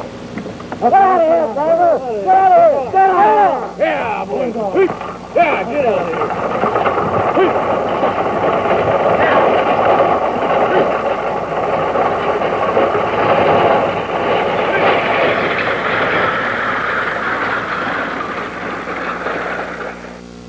The 7th incident was when the Clantons and McClowrys began to publicly threaten the lives of the Earps and Doc Holliday. Maybe they thought the Earps would just pack up and leave, but it's evident they didn't know or understand the Earps. Incident number 8 is similar in nature, and it occurred around noon on October 26th, that fateful day. Ike Clanton, armed with rifle and pistol, walked the streets of Tombstone, threatening to kill Earps on sight. When Virgil met him, Virgil hit Ike over the head with his pistol and hauled him off to the judge, where he was fined and released. The final incident occurred when Tom McClowry had the bad judgment to challenge Wyatt as they left the Justice Court. Wyatt told McClowry that it was his move. When Tom hesitated, Wyatt slapped him, then buffaloed him with his pistol and left him lying in the street. Despite all of these incidents, there is evidence that the shootout at the OK Corral, which you're about to witness, should not have occurred at all. More on that later. Shortly after that last incident, the various men went about having their noontime meal, just like any other day in Tombstone. However, the afternoon of that fateful day would be unlike anything Tombstone or any other town anywhere had ever witnessed. Just 30 seconds of that fateful day would last in memory and in books, film, radio, and TV more than 100 years. And the names of those who took part would become immortalized in Western legend, folklore, and history. What happened on that cool October afternoon here in Tombstone really is difficult to comprehend. Some would say an impossibility. But as unbelievable as it seems now, it was as real and as awesome as any man-to-man battle could ever be. So the die had been cast and they'd have to find out just who would be too tough to die. Too tough to die. Too tough to die. They lived by the law of the 6-gun, with a pride just as big as the sky, gun strapped to their thigh. Their only reply, but they soon learned that no one has ever been too tough to die. No one. So now let us take you back to that fateful day to give you an idea of what it could have been like to witness violent history in the making, step by step, shot by shot, bullet by bullet. 30 seconds in the lives of desperate men who lived and died in an era capsuled in time for others to ponder in years to come.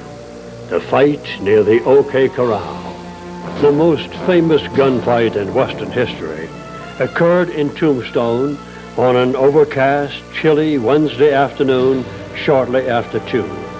Although known as the gunfight at the OK Corral, it actually took place in a vacant lot on Fremont Street between Fly's boarding house and the Harwood House, and spread west onto Fremont Street to the corner of 3rd and Fremont. The men who were to forever become an inseparable part of Tombstone's history were lawmen, cowboys, and gamblers. And now let's meet them just before the action starts. There is Wyatt Berry Stapp Earp.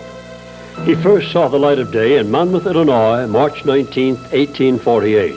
He was a lawman, gambler, entrepreneur of sorts who had race horses, dealt in real estate, and prospected. His entire life was one of controversy. He died in Los Angeles, January 13, 1929, when he was 81, a remarkable survivor against the toughest of odds. He's buried in Colmar, California.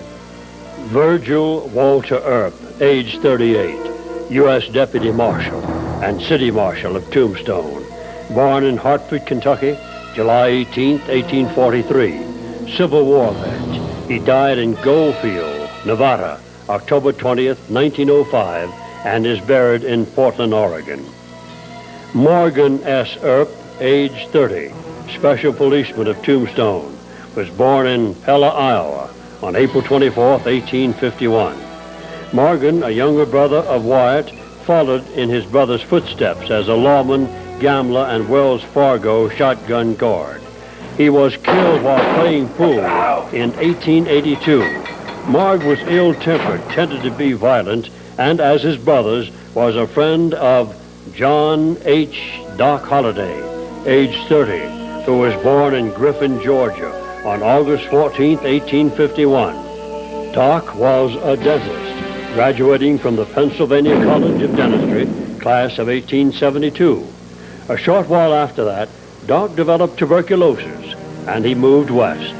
He died of TB on November 8, 1887, in Glenwood Springs, Colorado, where he's buried. These 4 men were considered by many to be the White Hats, and these, true or false, were all definitely black hats. Some folks say that these so-called cowboys were simply murdered here today by the Earps and Doc. Well, you can judge for yourself, and you won't have to worry about meeting any of the Earps, Holiday, or the cowboys to prove your conclusion. And that, my friends, is probably a very good thing, because all these relatively young men were capable of some very serious encounters. Men like Joseph Isaac Ike Clanton, 34, born in Callaway County, Missouri in 1847. Ike, the spokesman for the Cowboys, will escape death today. The other Clanton involved today is Ike's younger brother, William Harrison Clanton. Only 19, Billy will meet his maker within the hour. Death will also claim the McLaury brothers. 33-year-old Robert Finley Frank McLaury, born March 3rd, 1848, and his brother Thomas Clark Tom McLaury, age 28, born in Courtright, New York, on June 30th, 1853. Ike and Billy were sons of Old Man Clanton, who, by the way, has only a few minutes to live. Old Man Clanton's reputation at cattle rustling and other outlaw activities earned him a reputation that was not at all enviable.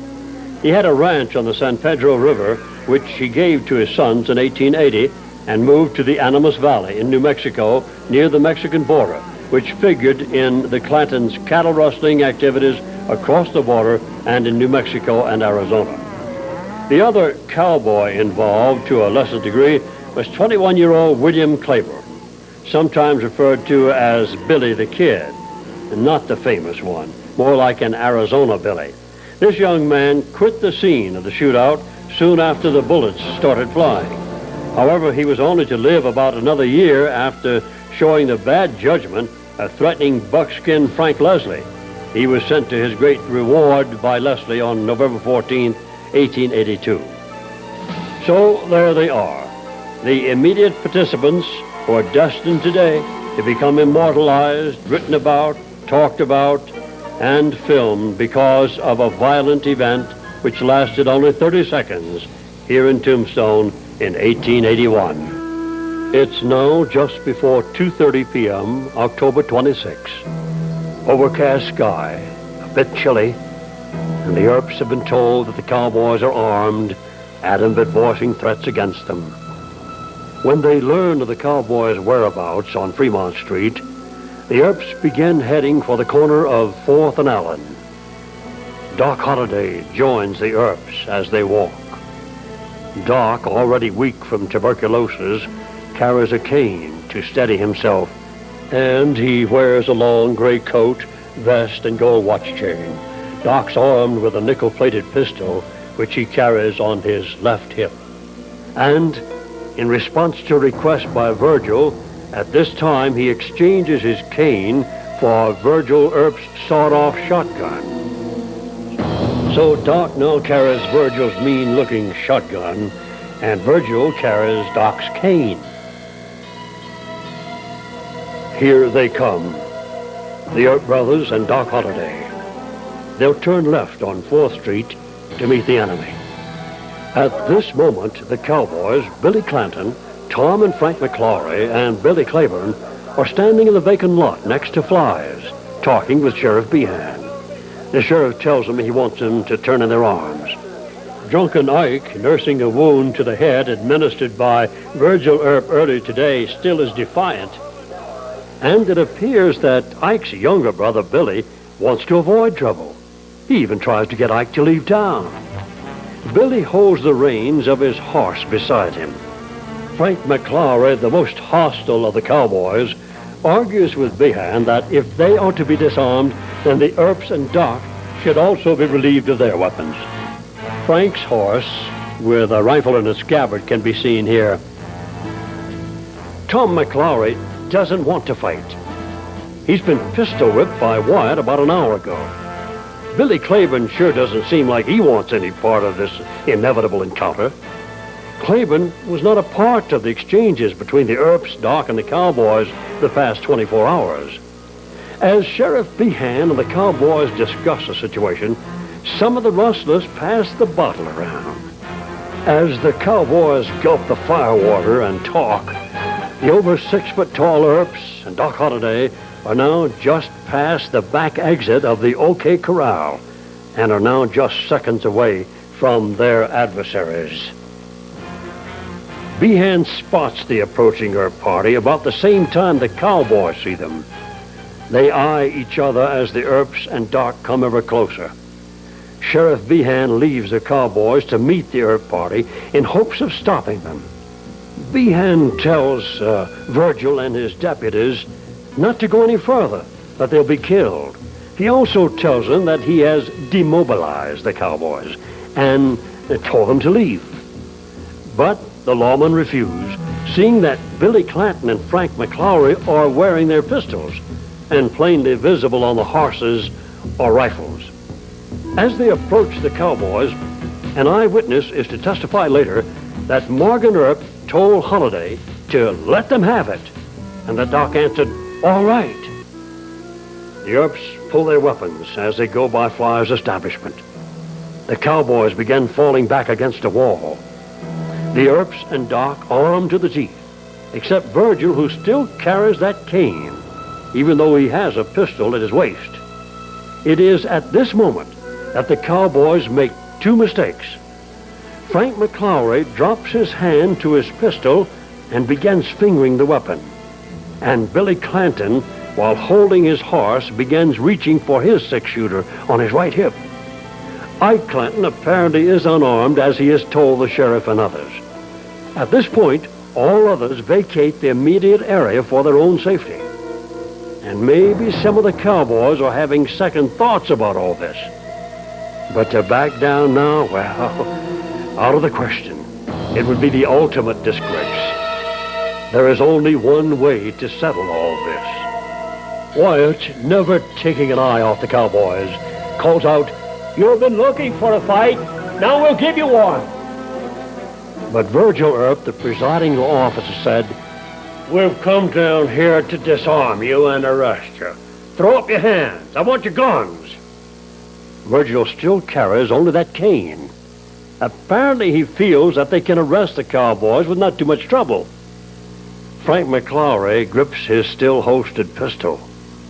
The marshal will claim later that this was a provocative act which justified the start of the fight. Billy Clanton cries out, "Don't shoot me, Wyatt. I don't want to fight." Tom McClowry chimes in, "I have nothing."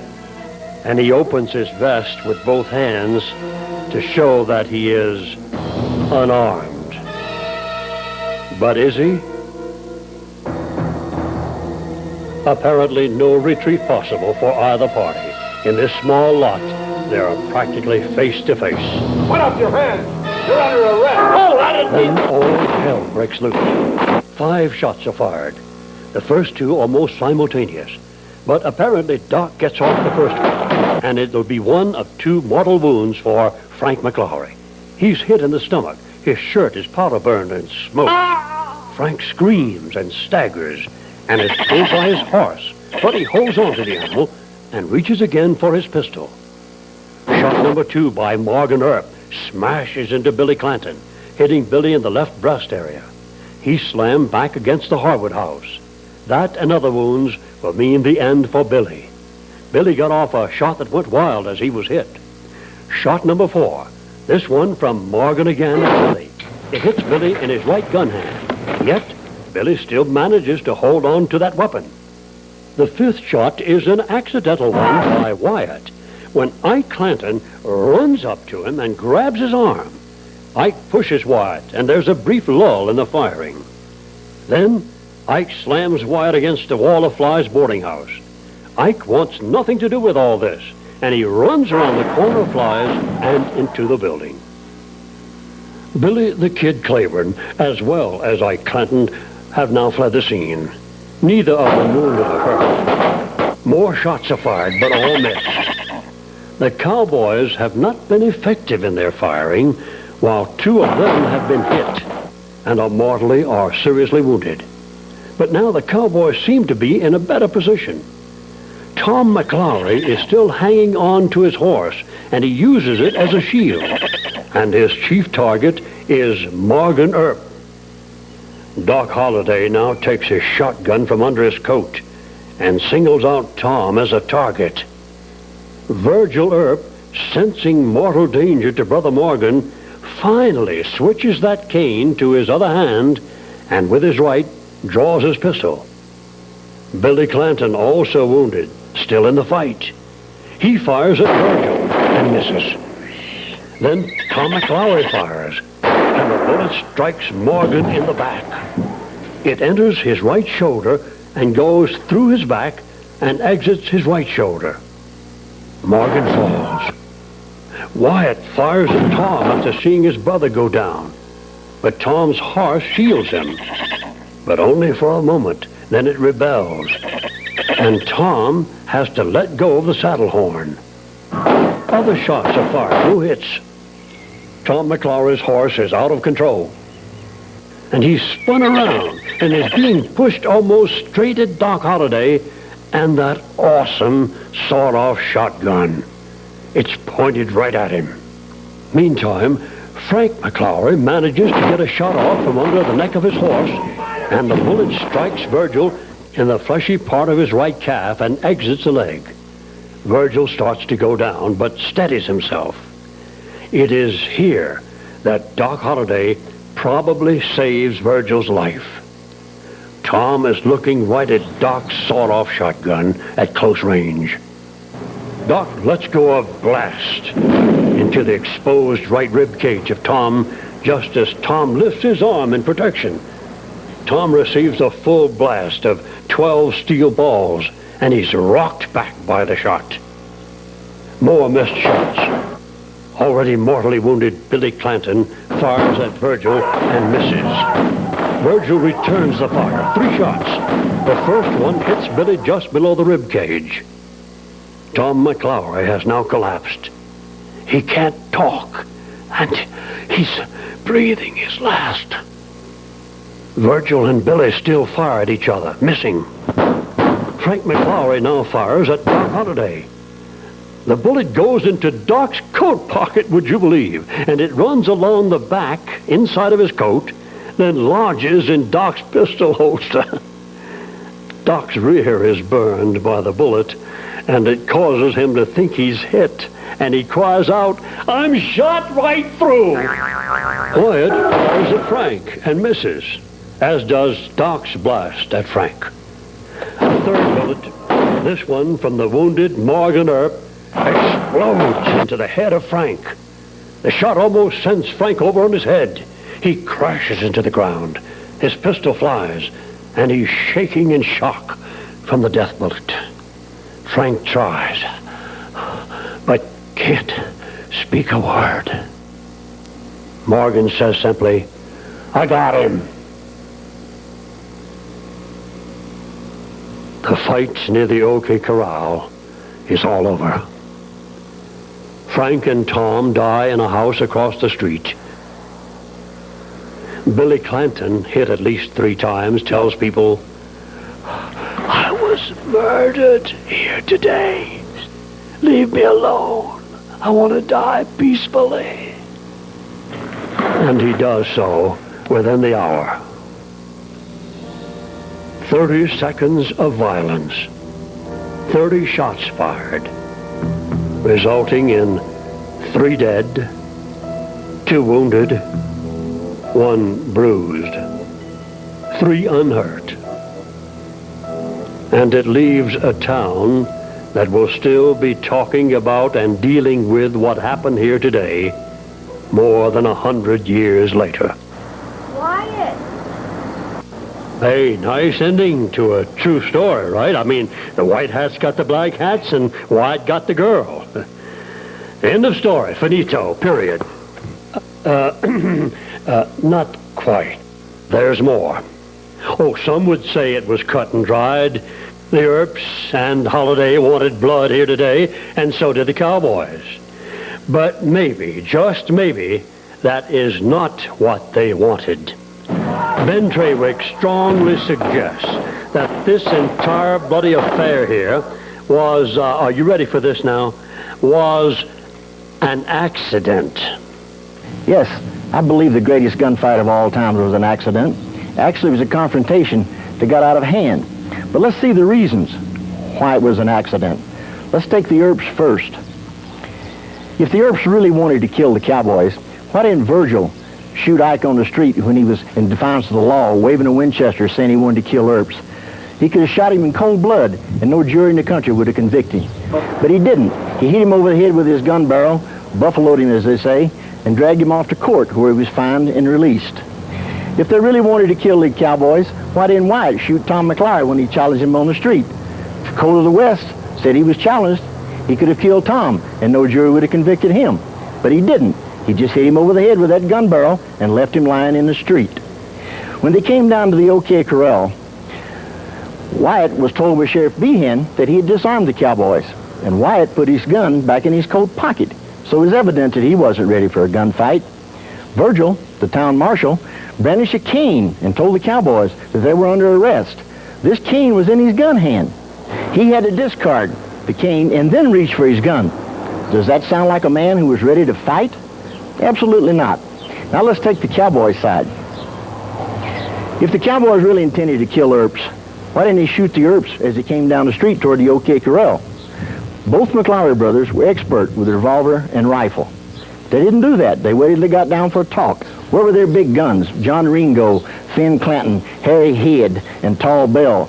Such gunmen as these would surely have been here if they intended to have a gunfight of such proportions. In addition, Ike Clanton came to the gunfight and didn't even have a gun. What kind of man would go to a gunfight and not bring a gun? In addition, can you imagine 9 sane men gathering in a lot 15 feet wide between 2 buildings and start shooting at one another at 6 feet apart? No, it's not hardly likely. Most likely what really happened was Wyatt Earp and Virgil Earp intended to pistol whip those people, humiliate them, and run them out of town. What they did was get close enough that one step and a long-barreled gun over the head was just the right distance, but too close for a gunfight. However, it's quite possible that Doc Holliday and Morgan Earp precipitated the fight.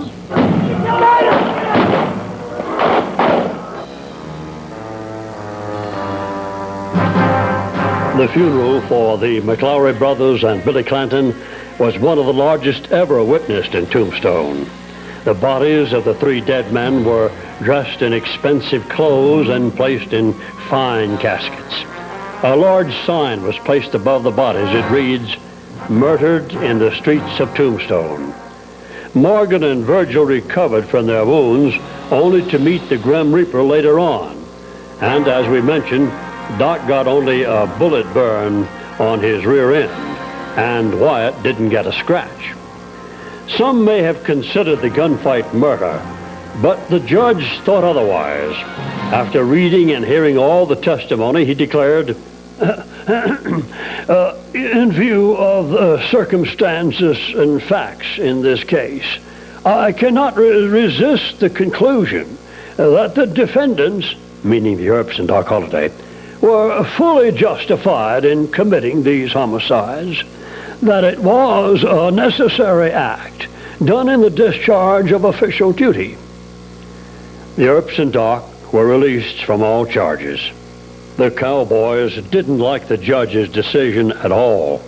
A news dispatch out of Tombstone, December 2nd, 1881, states, "The cowboy faction accepts the verdict with bad grace, and a smoldering fire exists which is liable to break out at any moment. It is well known that several prominent citizens of Tombstone have been marked for death by the rustlers." John Clum was one of them. He was the founding editor of the Epitaph newspaper, which sided with the Earps. Someone tried to get to Clum the night of December 15th, 1881, as he rode a stage to Benson, but he jumped from the vehicle and made his escape unhurt.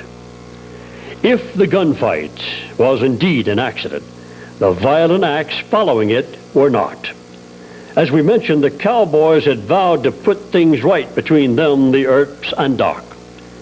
It didn't take them long to begin their revenge in this respect. Near midnight on December 28, 1881, less than 2 months after the gunfight, bushwhackers struck from ambush.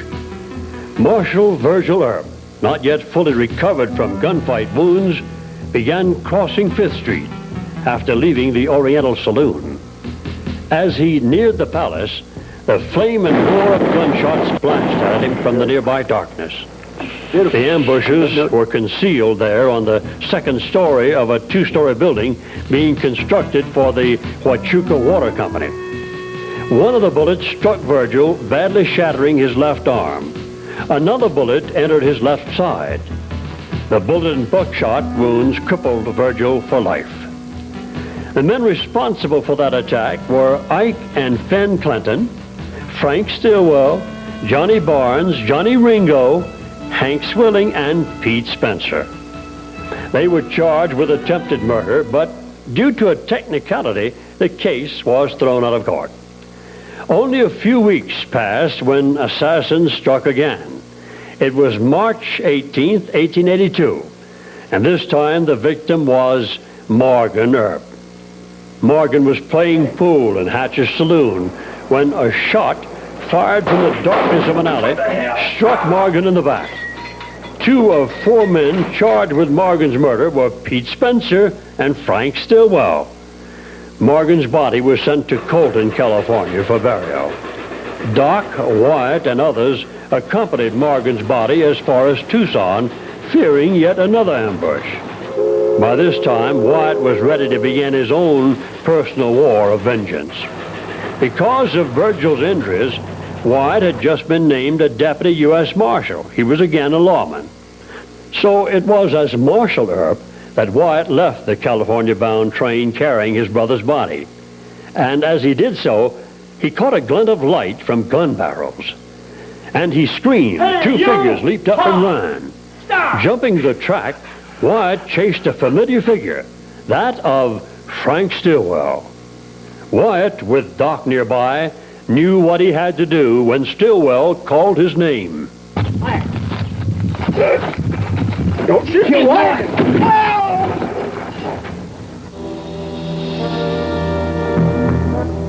Son of a bitch, you shot my best friend. You did? Now? A Tucson coroner's jury named Wyatt and Warren Earp, Doc Holliday, Texas Jack, and Sherman McMasters as those who killed Stillwell. Warrants were issued for their arrest. Wyatt and his men then hurried back to Tombstone and then headed for Pete Spencer's wood camp in the Dragoon Mountains. Pete wasn't there, but Florentine Cruz was. Surprised and terrified at the sight of Wyatt and the others, he confessed that he was involved in Morgan Earp's murder, and he named the others who took part. The Earp posse then shot Cruz unmercifully. That was March 22nd, 1882. A coroner's jury refused to return a verdict against Wyatt in the Cruz killing. Then on March 24th of 82, Wyatt and his group was riding along a deep wash near Iron Springs when 9 men fired upon them. Just about everyone in Wyatt's group ducked for cover and left Wyatt to fight the battle alone. One of the men had no choice but to remain near the scene because his horse had been shot from under him. So Wyatt, out in the open, took them on single-handed. Wyatt killed Curly Bill Brocious in the exchange and wounded John Barnes, who died of his wounds later. Wyatt never quite forgave his friends for ducking when they were attacked. Shortly after this incident, Wyatt, Warren, and Doc rode out of Tombstone. They made their way by horse to Silver City, New Mexico. And here, weary and heartsick, they sold their horses, caught a stage to Deming, then a train on to Colorado. Wyatt and Doc Holliday returned to Arizona in July of 82. After meeting with some friends near Hooker's Ranch, they then rode up Turkey Creek toward Galeyville. And there they found Johnny Ringo, and they put a bullet through his head and carried him off to this tree, which still stands today.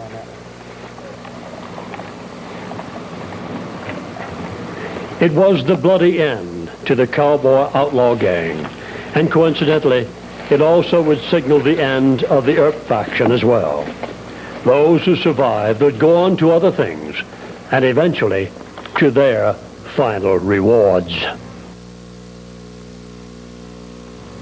One would think that Tombstone survived only on the gunfights and other violence.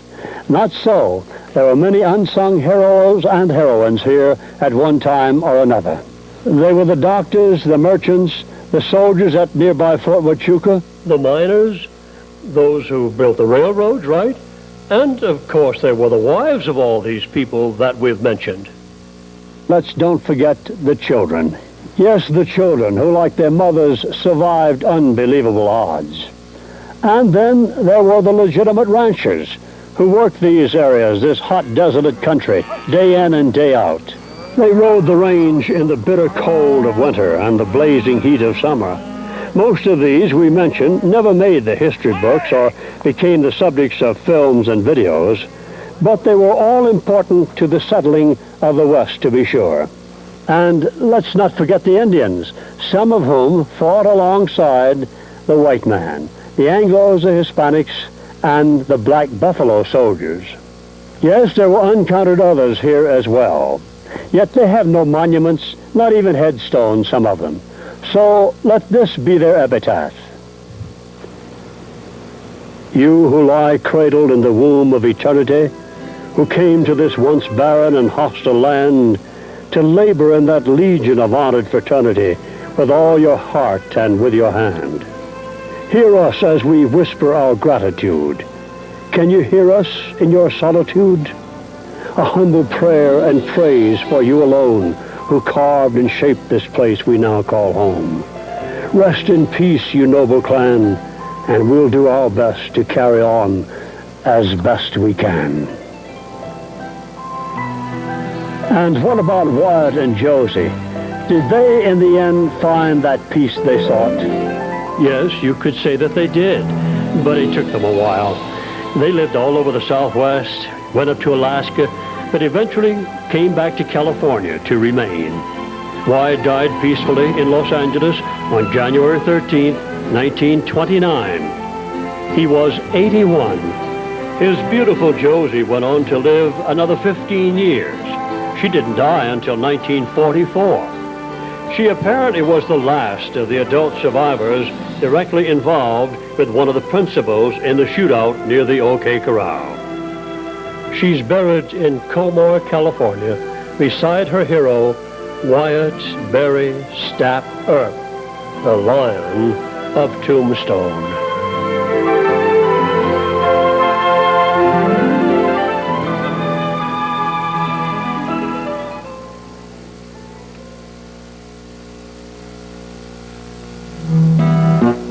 To the south and the east of old Tucson town, wild and free the Apache once roamed. Geronimo, Victorio, Natchez, and others had made this cruel desert their home. Fighting soldiers, intruders, the hardships of life taught their children they never should cry. And the legend grew up all around them. It was said they were too tough to die. A prospector, Ed Shefflin, came west about then, and he said he was looking for rocks. The troopers and miners laughed at him and said, "Son, you're in for a heck of a shock. If you head out looking in these hills, your tombstone you'll find by and by." But Ed never paid no attention. He thought he was too tough to die. Then folks started calling it Tombstone, this place from where Ed went to find millions of dollars in silver from contention and the lucky cuss mine. So others believed and they staked out their claims like the tough nut and others. And why? 'Cause the thought of these riches like madness built a breed that was too tough to die. Too tough to die. Too tough to die. The pioneers who settled this hot, hostile land loom as large as the big western sky, all willing to try.